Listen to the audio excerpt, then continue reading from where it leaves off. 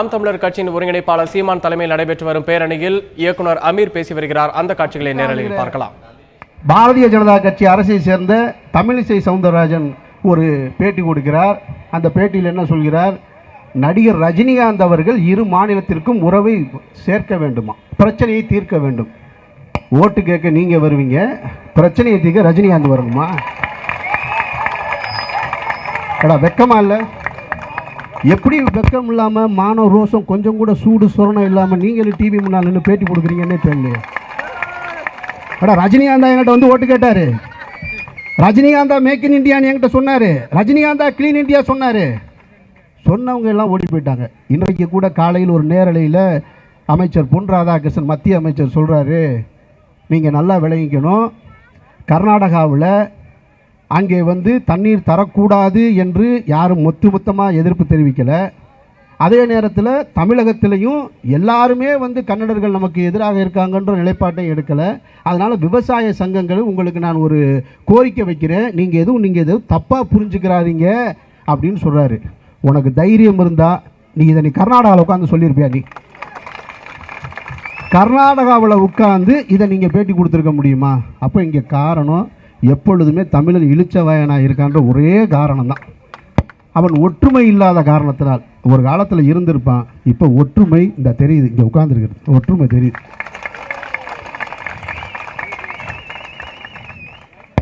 மத்தியில் ஆள்ற இனிமே எந்த அரசும் இந்த மாநிலத்துக்கு எதுவுமே செய்யாதுன்றது இந்த காவிரி பிரச்சனை தெள்ள தெளிவாக சொல்லிருச்சு.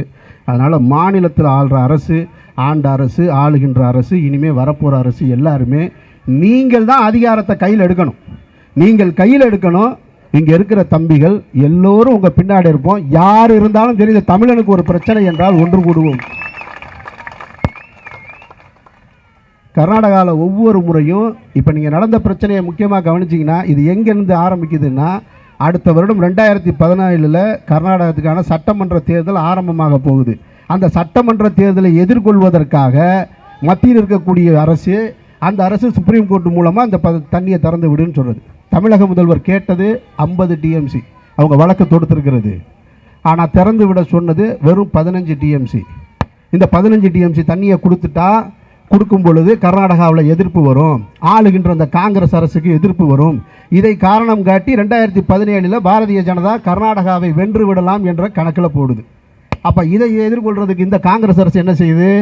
காங்கிரஸ் அரசு அங்கே உள்ள உட்காந்துக்கிட்டு அரசே ஒரு கலவரத்தை தூண்டுகிறது. பந்த் அவங்களே நடத்துகிறாங்க, அவங்களே எரிக்க சொல்கிறாங்க, அவங்களே பண்ணுறாங்க. ஏன்னா நானும் இந்த மக்களுக்காகத்தான் போராடினேன்னு சொல்லிட்டு இதுவரை கர்நாடக சட்டமன்ற தேர்தலை சந்தித்த அத்தனை தலைவர்களுமே காவிரி நீரை ஒரு சொட்டு கூட நாங்கள் தமிழகத்திற்கு கொடுக்க மாட்டோம் என்று தேர்தல் வாக்குறுதி கொடுத்து தான் நாங்கள் வென்றிருக்காங்க. அதை நம்ம புரிஞ்சுக்கணும். அதுபோல் இனிமேல் தமிழகத்தை ஆளக்கூடிய யாராக இருந்தாலும் காவிரி எங்களுக்கு தான் சொல்லி யார் ஓட்டு கேட்டு வர்றாங்களோ அவர்களுக்கு மட்டுமே வாக்களிப்போம் என்று கூறி விடைபெறுகிறேன். நன்றி.